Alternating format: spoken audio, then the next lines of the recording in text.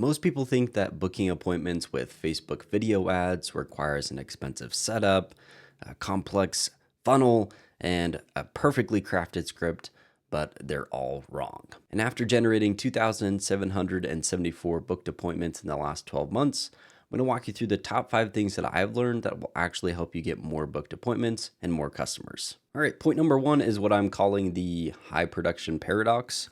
And it's essentially that we think we need to have a really highly produced piece of content for it to perform really well. And what we've found is actually that high production ads are producing the highest cost per appointment. So the way that we learned this, and just looking at my notes here, about a year ago, we went back amongst a number of our clients and we went and we hired professional actors. We paid them a lot of money. We made this perfect script for them, taught them how we wanted it to be filmed in all the perfect ways.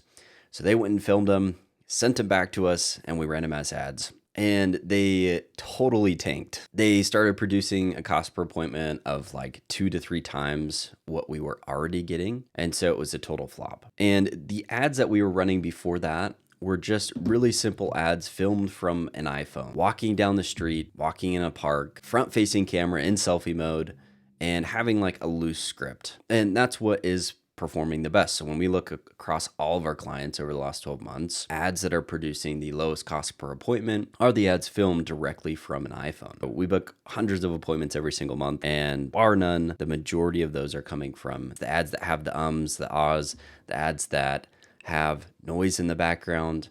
And what we've learned is that it really just doesn't matter. And so it's not about having the most highly produced video, the best quality video. It's really about having the right messaging, and we can just film those again with our phones. And really the good news and best part about this is it actually makes it a lot easier for us because we don't have to go hire somebody, don't have to pay a lot of money. We can literally just pull out our phone, walk around the office, walk down the street, and talk to people as if they're human because they are human. Which leads me into kind of a secondary point on this point number 1, which is we have this huge rise of AI, UGC actors, AI actors, all of this AI being pushed into the marketplace. And there's what I'm seeing a big trend of people wanting authenticity, people flocking towards genuine, real humans. And so I'm seeing this big shift from where there's just a flood of AI content, and I think naturally people are going to quickly shy away from that and go to what is real.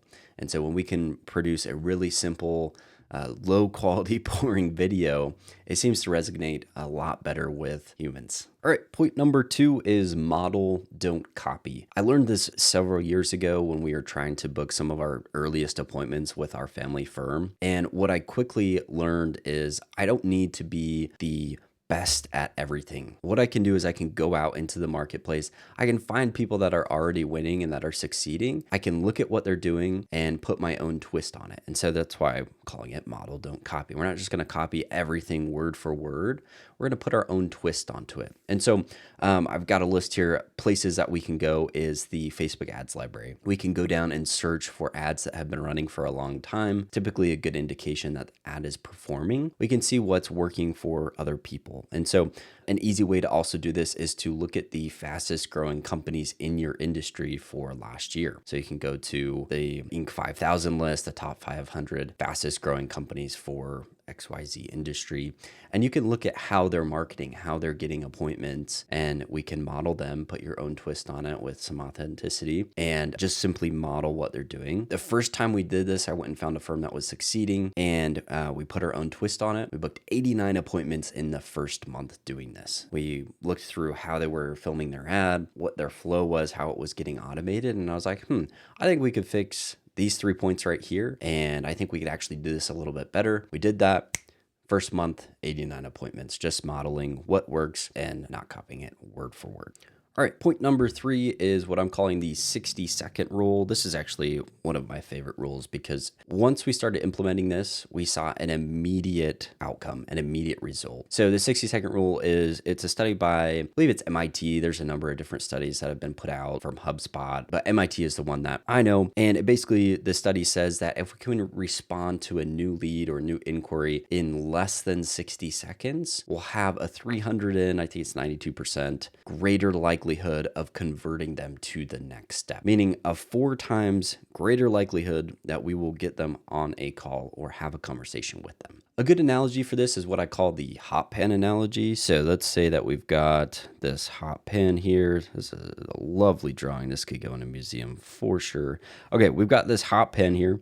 And let's say that this hot pan is a new lead. The moment we touch it, it's hot. It's going to start cooking whatever we put on it. So we touch it and we can cook immediately. Hey, but if we let this pan cool down, we're not gonna be able to cook anything. And so it's kind of like our leads. The moment that they're hot is when we want to be able to immediately go after them and try to get in contact with them. So if we let it cool off, the chances of cooking are going to go drastically down. Now, we use really simple automations for this. Any type of software will really do this. As soon as we get a new lead, we immediately automate a text message going out to them so that we can follow this sub 60-second rule to where we get a new lead, we immediately reach out.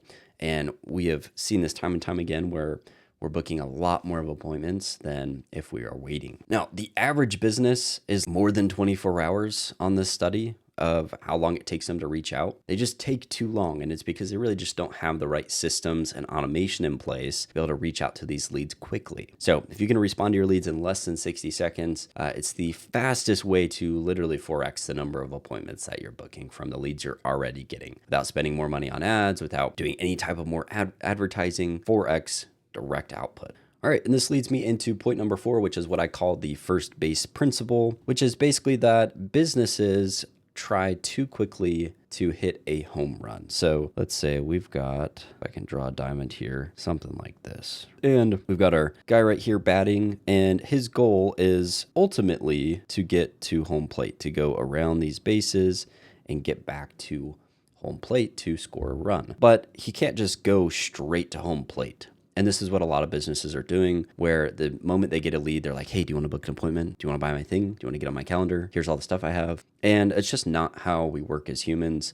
It's not how our psychology works. And in this principle, that's not how baseball works. We have to get to first base first. Hey, that is our first goal. So the goal of nurturing our leads is to first respond in 60 seconds or less so that we can have a 4x output. We automate this. But then that message that we send them is strictly to get them to first base. Home plate is getting on the calendar, but first base is just starting the initial conversation. So what that looks like on that first message, this is the message that has produced the highest number of appointments for us, which is we say, hey, name, this is Olivia. Did you just fill out our form for outcome? Super simple text message. And the only goal of this first base principle is to get them to respond, because we can't just get them straight around the bases to a booked appointment. But if we can get them to respond, that is the next step that we need. And so this text message, hey, John, this is Olivia. Did you just fill out our form to get more info on outcome that they want? By them just responding with a yes, the number of appointments that we book drastically improves because we're just getting to that first base. From here, we can qualify it. From here, we can ask some questions before ultimately trying to schedule the appointment. But this first base principle works if we truly understand it, that